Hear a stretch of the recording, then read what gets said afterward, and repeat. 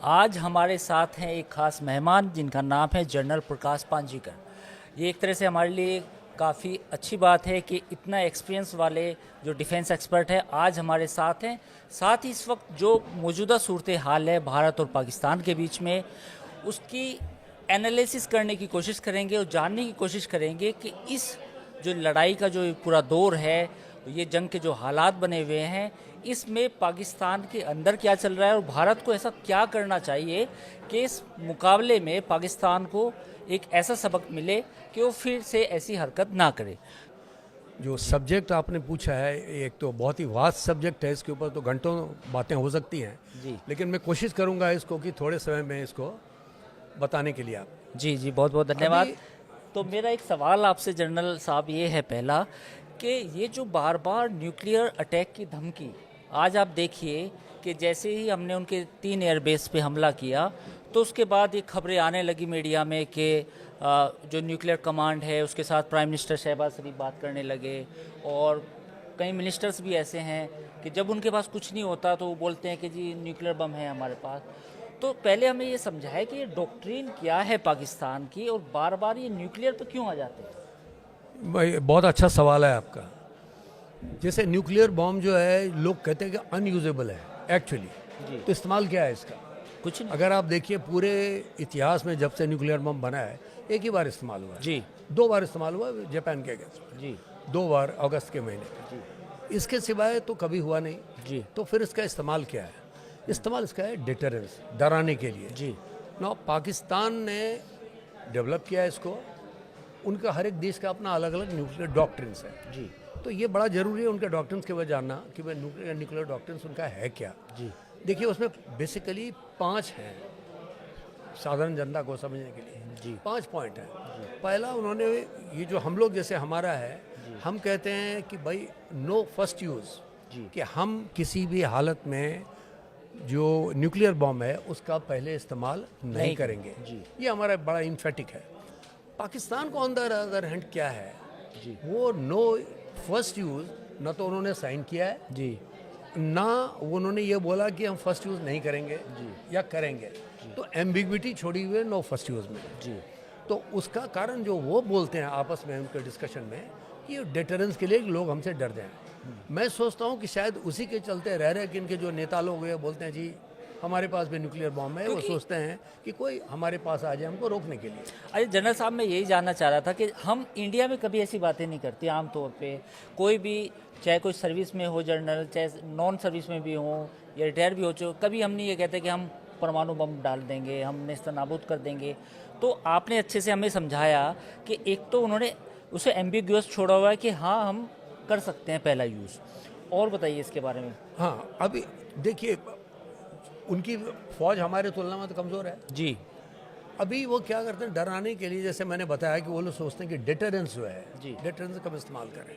तो एम्बिग्विटी थोड़ी छोड़नी पड़ेगी कि किस हालत में हम आपके अगेंस्ट में उसको इस्तेमाल करें। जी दूसरा है कि क्रेडिबल मिनिमम डिटरेंस, उसके लिए ज़रूरी है कि जो इन्होंने तैयारी करी है, इनके करीब 160 170 इनके पास वॉरेट्स हैं, उसको ये समझते हैं कि क्रेडिबल हमारा डिटरेंस है। लेकिन ये डिटरेंस के साथ जो कि हमारा, आपने अपने से तुलना करने की बात बताई, हमारी तुलना में ये बड़ा ज़रूरी है जानना, हमारा देश जो है बहुत ही मैच्योर्ड देश है। हमारा जो पॉलिटिकल लीडरशिप है बहुत ही मैच्योर्ड पॉलिटिकल लीडरशिप है। हमारी मिलिट्री लीडरशिप है बहुत मैच्योर्ड मिलिट्री लीडरशिप है। हमारी पूरी चीज़ें स्ट्रेटजिक कमांड के अंतर्गत जो डायरेक्टली प्राइम मिनिस्टर को रिपोर्ट करता है। अभी उनकी तरह नहीं है कि कल कोई मिनिस्टर बोल दे कि हम जी बम का इस्तेमाल करेंगे, उनका चीफ कल बोल दे हम बम का इस्तेमाल करेंगे, वो बोल सकते हैं। हमारे यहाँ कभी नहीं बोल सकता, ऐसा कभी नहीं होगा।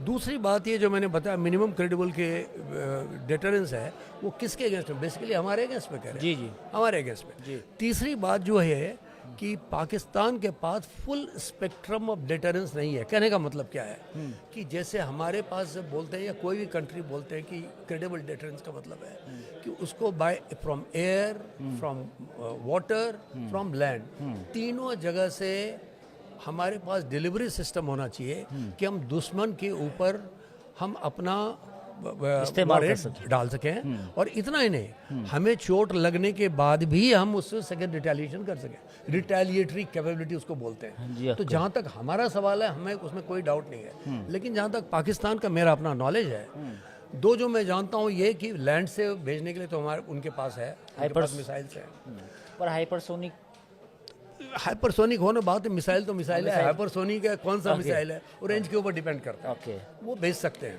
ओके दूसरी चीज़ है एयर, एयर के ऊपर उनका बहुत ही कंफर्म्ड अभी तक नहीं है। वो बोलते हैं जी F-16 है, F-16 मॉडिफाइड है आपका या नहीं, ला सकता है नहीं इस तरह का, ये क्लियर नहीं है किसी को, कम से कम मेरे को तो क्लियर नहीं है। ओके थर्ड है जो कि बाय जो कि पानी से भेजते हैं, यानी कि नेवी की तरफ से, इनके पास न तो इनके पास 8 टोटल सबमरीन है जैसा हम जानते हैं, वो 8 में से 6 सबमरीन के खराब हैं, 2 हैं वो भी डीजल सबमरीन है, वो कोई खास अच्छे सबमरीन है नहीं। और लेकिन सबमरीन होना, उसमें न्यूक्लियर वॉरहेड मैश करके न्यूक्लियर वॉरहेड हमारे पास फेंकने के लिए हो, ये मैं नहीं सोचता हूँ कि उनके पास है। तो इस तरफ से जो कहते हैं कि तीनों जो ट्रायड जो हैं वो उनके पास नहीं है, ये मेरा अपना मानना है। और इसमें आपने जो इम्पोर्टेंट बात कही, रिटेलिएशन कैपेसिटी, यानी कि दोबारा इस्तेमाल करने की ताकत भी होनी चाहिए।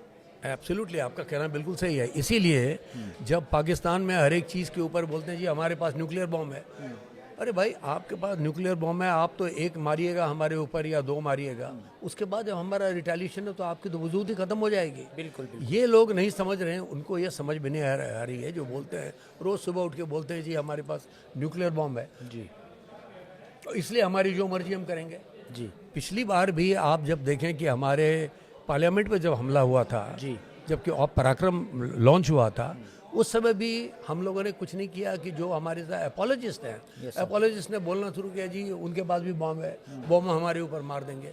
लेकिन आज की डेट में जो आपकी लीडरशिप है, they are ready, they know, अगर आपके ऊपर कल वो बोले कि हम ये न्यूक्लियर बॉम्ब मारेंगे तो बोलेंगे ठीक है, एक नहीं तो हम तुम्हारे ऊपर 4 मारेंगे जी। आज की डेट में आपकी जो पॉलिटिकल लीडरशिप है वो बहुत ही मैच्योर्ड है, बहुत ही स्ट्रांग है, they know what they are doing for the country. Matured भी और कैलकुलेशन भी हो रहा है। बिल्कुल सही बात है, कि हमें लेडर को कहाँ तक लेके जाना है, नहीं जी जाना है जी, बिल्कुल सही आप कह रहे हो। अच्छा, तो ये एस्केलेशन लैडर पे ये तो लास्ट है जी इसके बाद तो कुछ बचा नहीं। जी।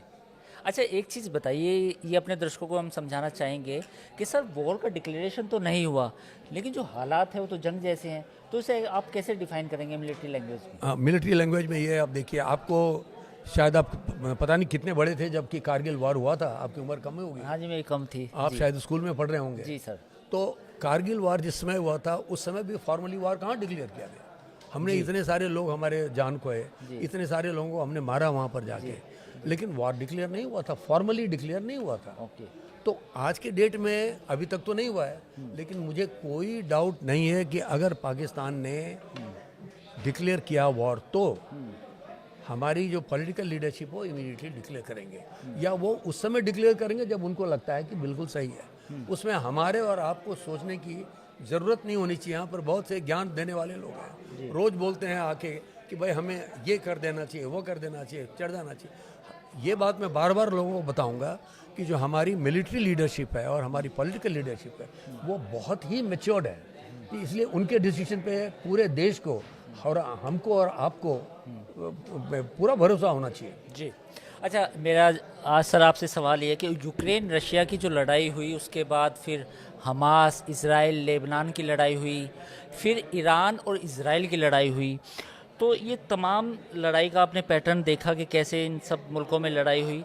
इसके बाद ये जो आज हमारे और पाकिस्तान के बीच में जो ये एक जंग जैसे हालात हैं, चूँकि वॉर हम इसे फुल फ्लेज वॉर नहीं बोल सकते, इसमें आपको लगता है कि जो कन्वेंशनल वॉर होती थी उससे हट के एक नए तरीके का वॉर देखने को मिल रहा है जिसमें ड्रोन का ज़्यादा इस्तेमाल हो रहा है, तो इसको आप कैसे देखते हैं? नहीं, आपका कहना बिल्कुल सही है, बिल्कुल सही इस मामले में है कि आपको याद होगा कि अपने ही देश में जी, हमारे एक जनरल जिनका नाम लेना मैं नहीं चाहूँगा, जी सर, उन्होंने एक बार बोला आज से करीब 5-6 साल पहले यस सर, कि भाई कन्वेंशनल वॉर नहीं होगा। उन्होंने बोला कन्वेंशनल वॉर नहीं है उसका कि होने वाला है, और अपने आप को इंडियन आर्मी को अलाइन करना चाहिए हमारे जो पैरामिलिट्री फोर्सेस हैं उसकी तरफ। ये रिकॉर्ड पे आप चेक कर सकते हैं। Yes sir. और उसके विद इन फ्यू मंथ्स आपकी लड़ाई होने वाली किसके साथ हुआ था? चीन के साथ, गलवान हुई। अब फिर आपने देखा कि कन्वेंशनल डिप्लॉयमेंट कितनी बड़ी हुई, अभी भी 100% उसको पुल बैक नहीं हुआ है। तो इसलिए कन्वेंशनल वॉर, और उसके बाद हुआ वॉर जो शुरू हुई, जो आपने बताया यूक्रेन और रूस का, लोग सोच रहे थे कि नहीं होगा। आप देखिए कितना बड़ा कन्वेंशनल वॉर पर चला, अभी तक चल रहा है। और दूसरी बात, वहाँ पर भी लोग बात करते रहे न्यूक्लियर वॉरहेड की, वहाँ पर भी बोलते रहे कि जी नाटो उनको सपोर्ट करेगा, लेकिन ऐसा तो कुछ हुआ नहीं। क्योंकि जब आपकी लड़ाई लगती है तो आप अकेले छूट जाते हो। जैसे हम आज के डेट में हैं, हमें अपने ऊपर ही सोचना, हमको ये सोचना गलत है हमको कोई और मदद करेगा, नहीं करेगा। और कन्वेंशनल वॉर जो सोचते हैं कि नहीं होगा, दे आर एब्सोल्युटली रॉन्ग। लेकिन कन्वेंशनल वॉर का जो डायमेंशन है वो बदल गया है। वो आप सही कह रहे हैं कि जो स्टैंड अलोन एमुनेशन का भी इस्तेमाल है, स्मार्ट एमुनेशन का इस्तेमाल है, ड्रोन्स का इस्तेमाल है, मिसाइल्स का इस्तेमाल है, जो कि हम लोग कर रहे हैं रूस और इसके बीच में। लेकिन इवेंचुअली फुट तो ऑन ग्राउंड चाहिए ना। इन्फेंट्री जब तक ग्राउंड पे नहीं जाएगी, ग्राउंड आपका कब्जा तो होगा नहीं ना। यही तो हो रही है वहाँ पे। बिल्कुल बिल्कुल बिल्कुल। तो कन्वेंशनल वॉर के डायमेंशन बदले जरूर हैं। बदले हैं, लेकिन सर का कहना ये है कि ये कन्वेंशनल वॉर के जो फुटप्रिंट्स हैं बेसिकली, वो हमेशा हर जंग में रहते भी हैं, उनका बेसिकली होना भी चाहिए। अच्छा, एक सवाल अब आता है एयर डिफेंस को लेके। इस बार जो भी ये ड्रोन्स अटैक हुए, मिसाइल अटैक हुए, इंडिया का एयर डिफेंस सिस्टम, चाहे उसमें आकाश हो या S-400 हो, वो काफ़ी उसने अच्छा प्रदर्शन भी किया है। इवन कुछ लोग तारीफ़ यहाँ तक कर रहे हैं कि जो इजराइल का आयरन डोम था, we are at par with the iron dome और डेविड। तो इस बार जो हमारा एयर डिफेंस है उसको आप कैसे देखते हैं, और भविष्य में अगर जो भी कुछ होगा इस जंग के बाद भी आगे, जैसे जो हमें थ्रेट्स मिलेंगे, तो उस पर हमें कितना काम करने की ज़रूरत है? देखिए, आज से करीब 10 साल पहले की मैं बात करूंगा, या जो प्रेजेंट गवर्नमेंट आने के पहले, सबसे बड़ा अगर गैप अगर आप सोचिए तो था हमारे एयर डिफेंस सिस्टम में। जी, उस समय मैंने अपनी आंखों से देखा है कि there was a big gap. Okay. आज के डेट में उसको सरकार ने बहुत काम उसके ऊपर किया है। जैसा मैंने पहले बोला, इंफ्रास्ट्रक्चर के काम के ऊपर काम हुआ है इसके ऊपर कि हम वेपन सिस्टम्स नए लाए जाएं, उनकी टेक्नोलॉजी लाई जाए, और मेक इन इंडिया जो हमारा प्रोग्राम इनिशिएटिव है उसको उसके ऊपर बड़ा ज़बरदस्त काम हुआ है। जी। तो आज की डेट में एयर डिफेंस की जो हम बात कर रहे हैं, वो air defence integrated air defence system है। तो उसमें ये कहना कि S-400 से हमारी अकेला वो बन गई या हमारा आयरन डोम से बन गया, ऐसा कुछ नहीं है। हर एक चीज़ इंटीग्रेट करके हमारे जो टेक्निकल एक्सपर्ट्स हैं, जो हमारे मिलिट्री माइंड है, उन्होंने इतना बड़ा किया है कि इसके चलते वो इम्प्रिग्नेबल हो गया है। कल मैं बात कर रहा था, अभी सुबह मैं बात कर रहा था, हमारे एक मित्र हैं जो कि जम्मू के पास हैं, वो पठानकोट में हैं। उनको मैंने बोला कि भाई कल रात को तो बड़ा आपके यहाँ बड़ा एक्शन हो रहा था, तो उस एक्शन में आपके ऊपर क्या आया? तो उन्होंने बताया, धन्यवाद दिया कि मैं धन्यवाद देता हूँ इंटीग्रेटेड एयर डिफेंस सिस्टम का।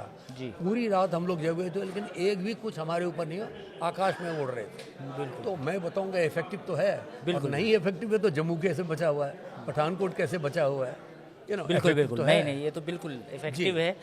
तो अच्छा, एक सवाल अब ये उठता है कि जो एस्केलेशन लैडर है उसको आप कहाँ देखते हैं, एक सवाल। दूसरा सवाल ये है कि पाकिस्तान के साथ अब आज रात को जो भी सिचुएशन हो, आप उसे बढ़ता हुआ देखते हैं या कुछ डी एस्केलेशन की उम्मीद है? DGMO के लेवल पे कुछ कम्युनिकेशन एस्टेब्लिश हुई है, ऐसी खबरें हैं मीडिया में, तो what is your take on this? देखिए, अभी सुबह मैं भी देख रहा था कि पहले उन्होंने अपनी जो प्राइम मिनिस्टर ने पाकिस्तान के, उन्होंने अपना वो ग्रुप बनाया था जो कि न्यूक्लियर वॉरहेड वगैरह को बारे देखते हैं, लेकिन वो हुआ नहीं, उसमें लोग पहुंचे भी नहीं। जी। तो उनमें आपस में डिवाइड है थिंकिंग में कि करना क्या है। जब तक कि हमारे यहाँ कोई डिवाइड नहीं है। मिलिट्री में, पॉलिटिकल लीडरशिप में, अपोजिशन पार्टी में कोई डिवाइड नहीं है।